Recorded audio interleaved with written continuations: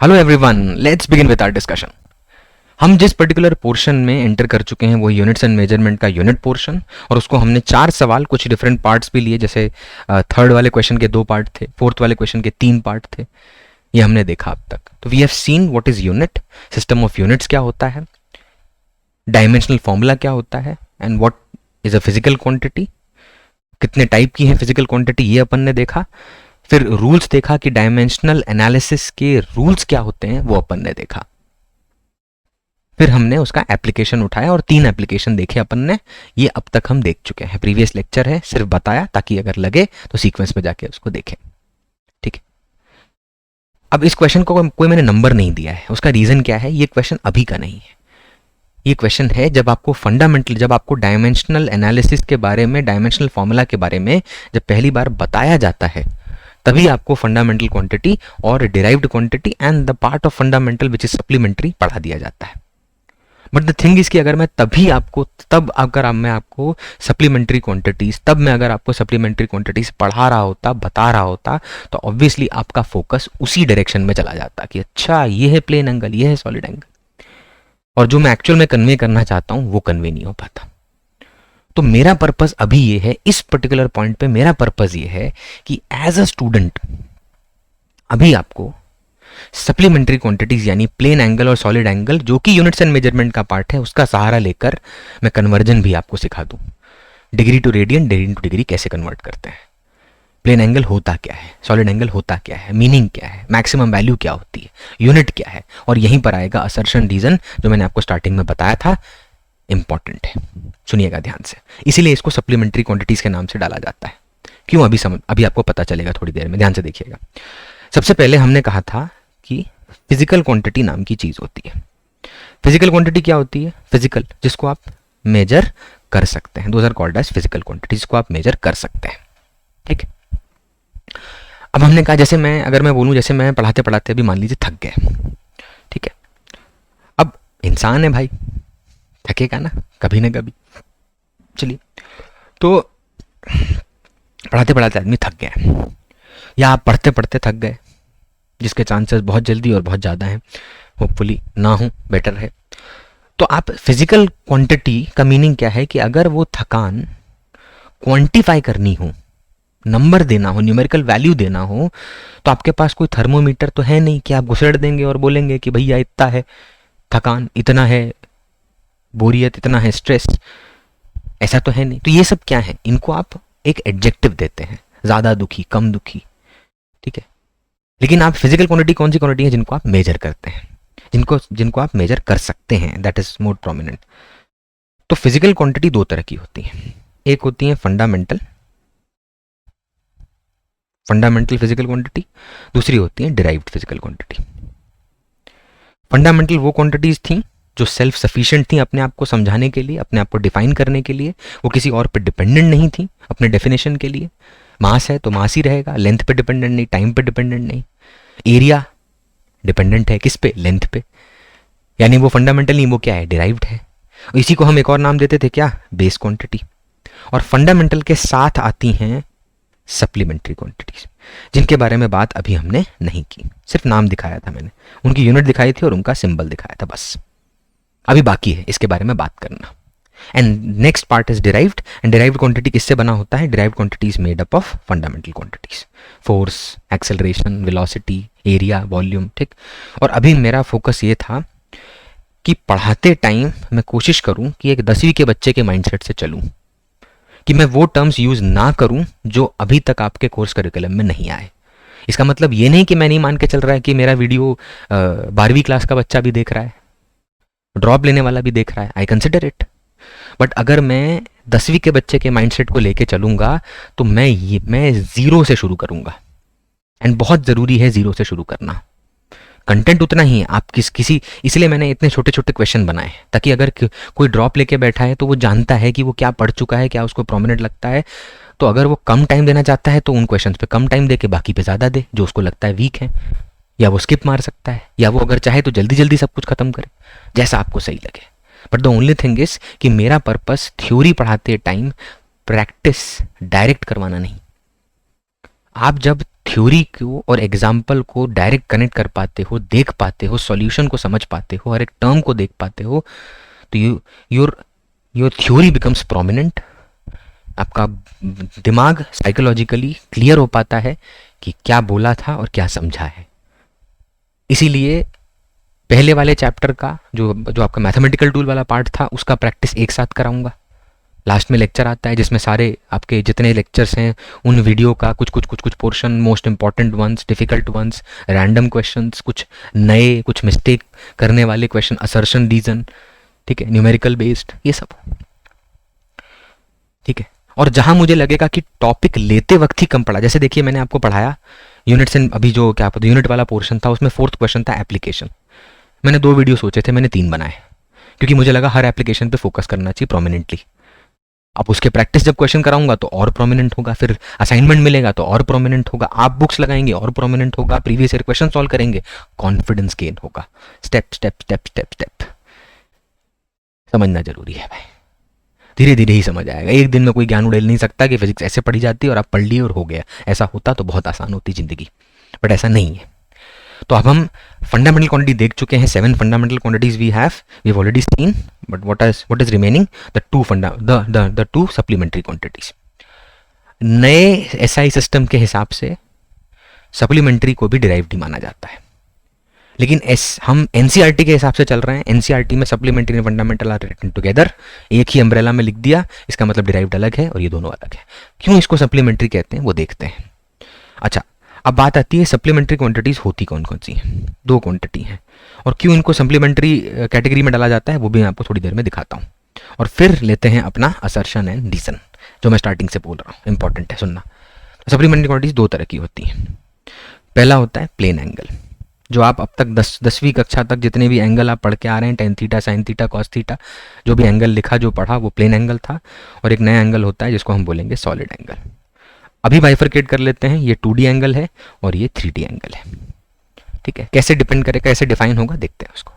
अब मैं फिर से कह रहा हूँ, इसको अलग से लेने का पर्पस क्या था, ताकि मैं आपको एंगल के कन्वर्जन समझा सकूँ, मैक्सिमम वैल्यू बता सकूँ, कैसे इनको डिफाइन करते हैं वो समझा सकूँ, और कैसे वो 3rd रूल याद है आपको, फंक्शन वाला, ट्रिग्नोमेट्रिक, एक्सपोनेंशियल, लॉगरिथमिक, ठीक है, देन योर इनवर्स फंक्शन। ये चारों के आर्गुमेंट यानी इनपुट एंड फंक्शन होल ये डायमेंशनलेस होता है, ठीक है। ये मैंने उस रूल में कहा था।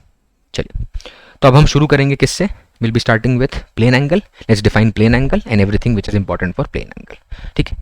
चलिए, प्लेन एंगल मतलब क्या, जो एंगल अब तक आप देख के आए थे, प्लेन एंगल को डिफाइन कर रहे हैं। What is plane angle? Plane angle theta is defined as arc length upon radius। किसका? सर्कल का। ऑब्वियसली एंगल है, सर्कल से डिफाइन करेंगे। सबसे पहले एक सर्कल ले लिया, लाल कलर का सर्कल, देखिए वाइट बैकग्राउंड लिया है, बस सर्कल लाल कलर का, उस पर फोकस करिएगा। यह है सर्कल का सेंटर और यहां से यहां तक ये डिस्टेंस है रेडियस r, ठीक है, रेडियस r। अब यहां पे क्या किया हमने, एक आर्क लेंथ चूज किया है, सर्कल का एक आर्क लेंथ चूज किया। यह है आर्क लेंथ, ये यहां से यहां तक दिख रहा है ये वाला, ये है आर्क लेंथ, ये arc length, this is the arc. अब ये आर्क सेंटर पे कुछ एंगल सबटेंड करेगी, देखना कैसे ज्वाइन कर रहा हूं मैं, ठीक है। ये एंगल सबटेंड किया और यहां और ये वाले एंड पे, आपको नहीं लगता ये जो आर्क है ये सेंटर के ऊपर कुछ एंगल सबटेंड कर रही है, थीटा, ठीक है। आप जब इसी आर्क लेंथ को रेडियस से डिवाइड करते हैं तो आपको यही वाला थीटा मिलता है, जिसे हम क्या कहते हैं, plane angle, we call it as plane angle. और ये 2D एंगल है। क्यों 2D एंगल है? Because you can understand this is a circle, और सर्कल 2D है कि 3D है भाई, तो सर्कल कैसा होता है, सर्कल होता है 2D। तो ये 2D फिगर के से एंगल सबटेंड हो रहा है, सेंटर पे कितना, थीटा। मान लीजिए अगर कोई आपसे पूछे कि एक सर्कल का सेंटर पे कितना एंगल होता है, एक पूरे सर्कल का सेंटर पे कितना एंगल होता है, तो एक सर्कल का, पूरे सर्कल का आर्क लेंथ कितना होगा, तो सर्कमफरेंस यानी 2πr। अगर कोई तुमसे सर्कल का, पूरे एक सर्कल का सेंटर पे कितना एंगल सबटेंड कर रहा है वो निकालने को बोल रहा है, तो कैसे निकलेगा, तो टोटल लेंथ कितना है 2πr सर्कल का, डिवाइड कर दे रेडियस r से, काट दे, क्या बचेगा 2π, पाई याद है 180 डिग्री, तो 2π कितना होगा 360 डिग्री। ये भी कन्वर्जन अभी देखते हैं, वही पर्पस है। ये कौन सा एंगल हुआ, प्लेन एंगल। प्लेन एंगल कौन सा एंगल होता है, 2D एंगल।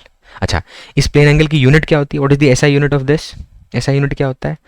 ठीक है, प्लेन एंगल का एसआई यूनिट क्या होता है? तो एसआई यूनिट होता है रेडियन, रेडियन, और शॉर्ट में लिखते हैं आर ए डी। क्या होता है भाई? रेडियन। शॉर्ट में क्या लिखते हैं?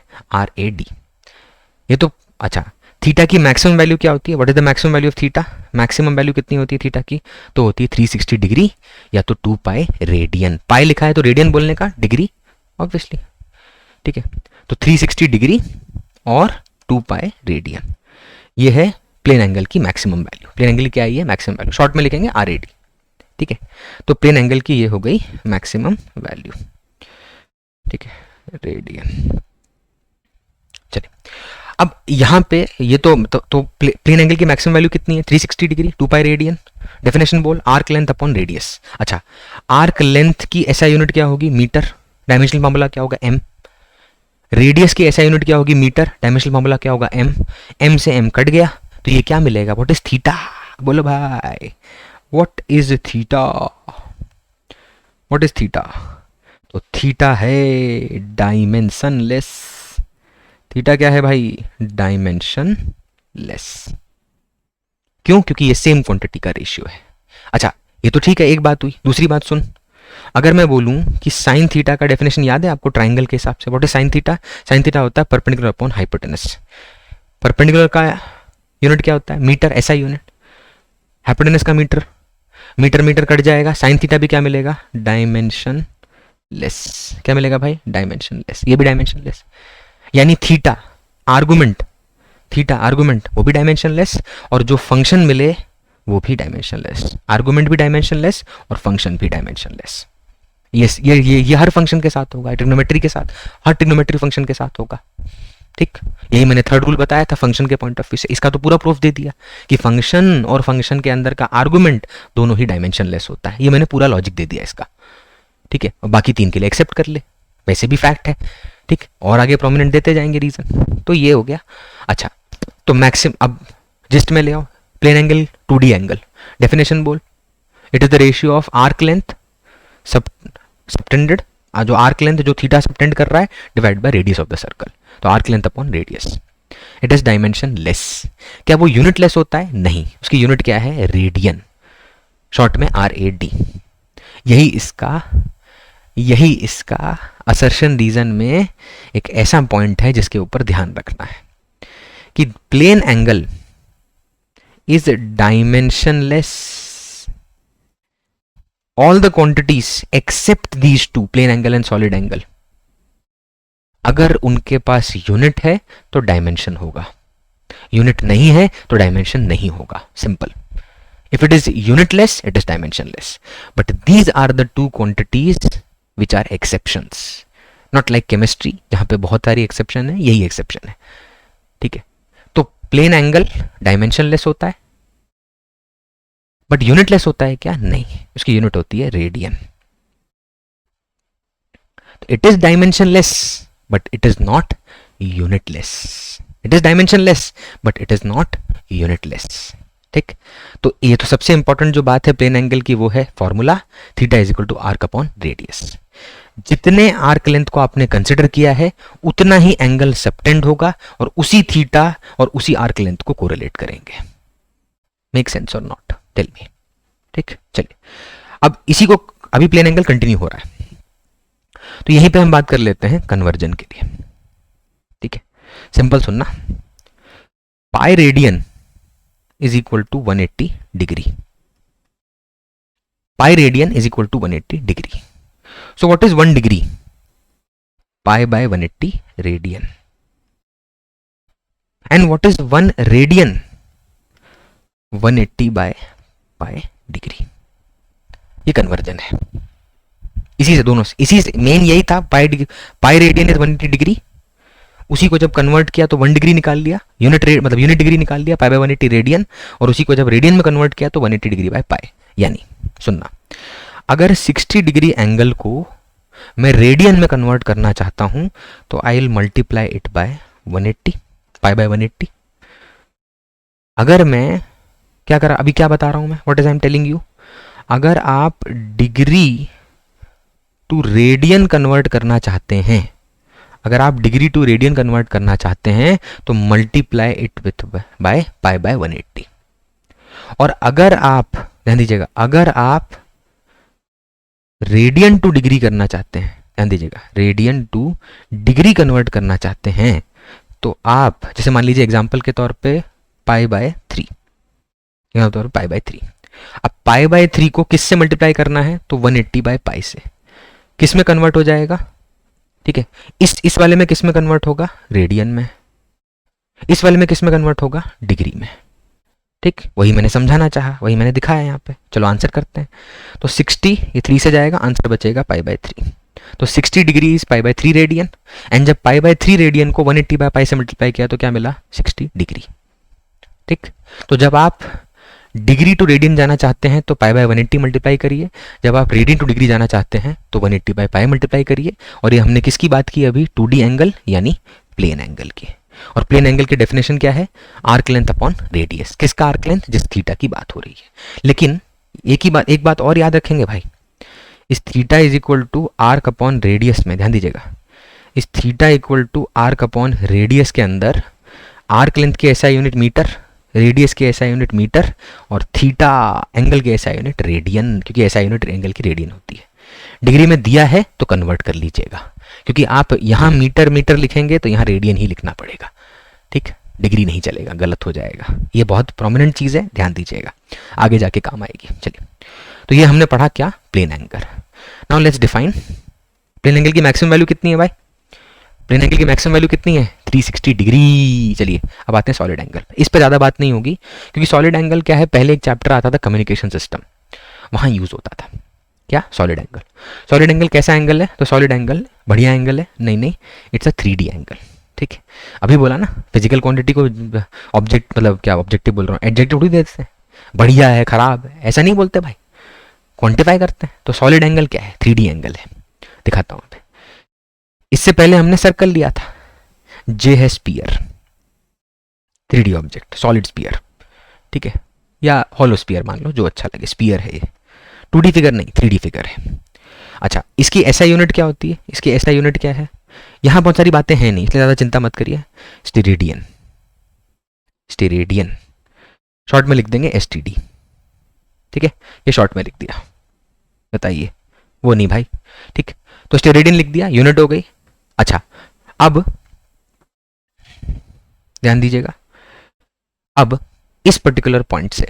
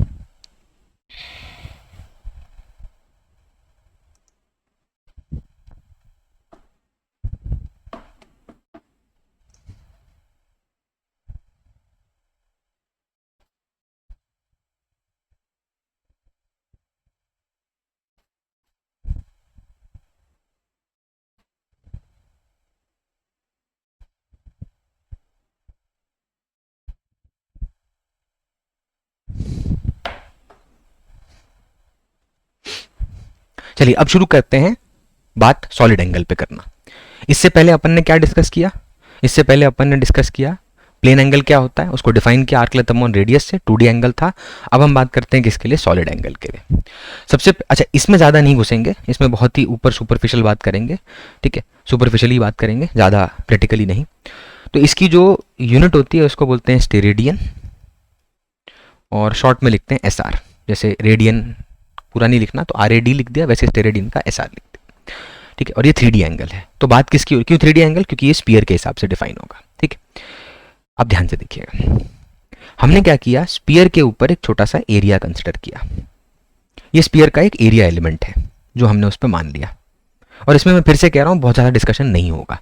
ये ऐसा यूनिट लिख दी, इसकी एंगल डिफाइन कर देते हैं और ये बता देते हैं कि ये डायमेंशन लेस है बट यूनिट लेस नहीं है। यही बात हमने थोड़ी देर पहले प्लेन एंगल की देखी, ठीक है। इसलिए ये सप्लीमेंट्री क्वांटिटीज।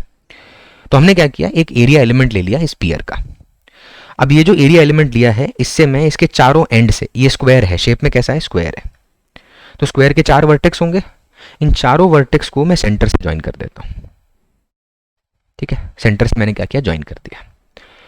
और यहां पर आप नोटिस करेंगे ये एक 3D एंगल आपको दिखेगा। यही एंगल है सॉलिड एंगल, यही एंगल सॉलिड एंगल है। मैं जूम करके कोशिश करता हूं दिखाने की, ठीक है। ये देखिए, ये एक एरिया एलिमेंट दिख रहा है, ये वाला।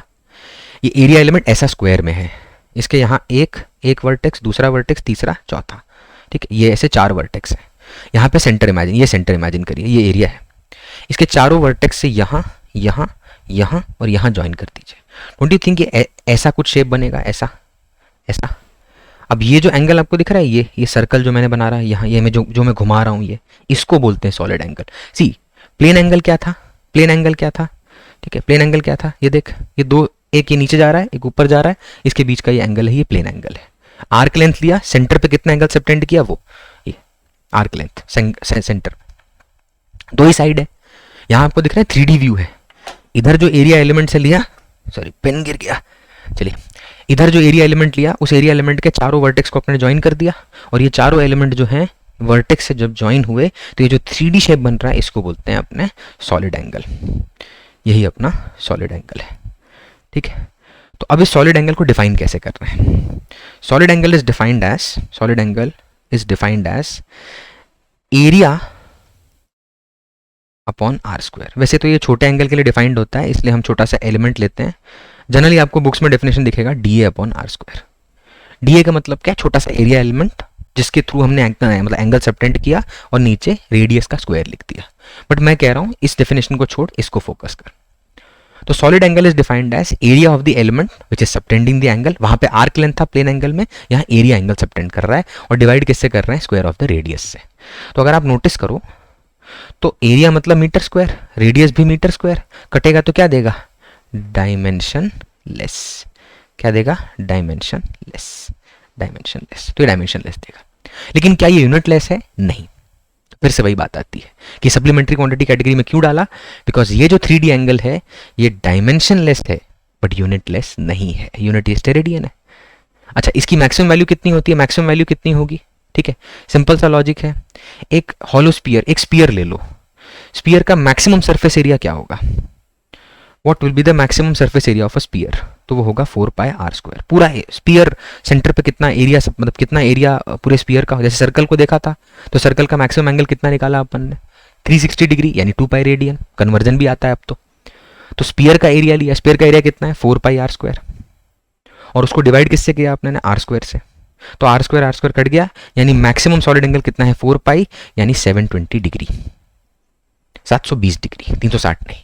तो मैक्सिमम आपका प्लेन एंगल कितना है 360, मैक्सिमम सॉलिड एंगल कितना है 720। डेफिनेशन क्या है, एरिया जो है, जो जैसे आपने वहां पे आर्क लेंथ किया, जितना आर्क उतना ही एंगल, यहाँ पे जितना एरिया उतना ही एंगल, बट ये एंगल प्लेन नहीं सॉलिड है, यहाँ एरिया सबटेंड करेगा। और मैक्सिमम कितना होता है 720। यूनिट लेस होता है, नहीं। डायमेंशन लेस होता है, हाँ। तो इससे मुझे एक सिंपल सी बात निकल के मिली लास्ट में, जो एंड पॉइंट मुझे मिलता है कि supplementary quantities are those quantities which are dimensionless but not unitless। इनके पास यूनिट है। तो ये एक्सेप्शंस हैं, ये क्या है, एक्सेप्शंस हैं। डायमेंशनलेस हैं, एल खा गया मैं, डायमेंशनलेस हैं, ठीक है, which are dimensionless but not unitless, ठीक है। यानी ये quantities, plane angle and solid angle ऐसी क्वांटिटी हैं जिनके पास डायमेंशन नहीं है बट यूनिट है। All the quantities which are unitless are definitely dimensionless. कोई अगर क्वांटिटी डायमेंशनलेस है तो डेफिनेटली यूनिटलेस भी होगी। लेकिन यही दो क्वांटिटीज ऐसी हैं which are dimensionless but not unitless. इस बात को याद रखना, प्रैक्टिस में काम आएगी। चलिए यहीं तक रखते हैं। This was whole discussion for units. Next lecture will be taken as a practice, जिसमें हर एक लेक्चर का crux, important revision and all the basic to difficult questions will be taken for your practice, not to check you, to practice। Check करने के लिए बहुत content है बेटा। बाय।